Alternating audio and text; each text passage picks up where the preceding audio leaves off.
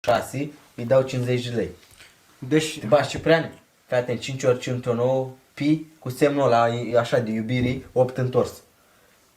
da mă, ce e așa greu, mă scoți pe radical din x din minus 2 la pătrat, dincolo de egal treci minusul cu plusul și ai scos rezultatul. Da, din paranteză o scos direct. Da, frate, și tragi de Paranteză mică rotundă. și pui 2 egaluri și la urmă Da, rezultatul. scos din paranteză. Da, Și suprapus cu x, y minus 0. Da, că nici noi nu mai știm Paranteză matema. dreaptă, spate egal și îl scoți. Da, mă, frate, și să scrii data și numele, cum te cheamă și... Minusul, Da, perfect, mi minus perfect. deasupra și de sub și dai drumul.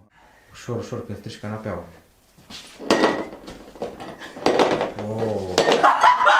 Nu cred! Hai mă! Da, șupi și gâtul, da. Bun, cât am? 6 minute 25. Tu gâtul, mă. Da. Deci nu cred așa ceva. Hai că mă joc cu tine acum, stai să mă schimb. Stai să mă schimb un puțin. Stai vreau să mă schimb și eu un Pablo. Stai acolo că vin acum. Ce? Băi, ești curat.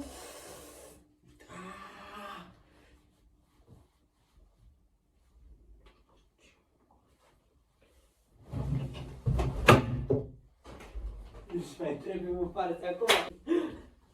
Îți mai trebuie în față. Ia-te fraieră. Ce mă fi mă bou, treacă. Acum că să sta capul după ușă. Te lovi, mă? Că mi-aș gura ta. Te lovi, mă, cu asta.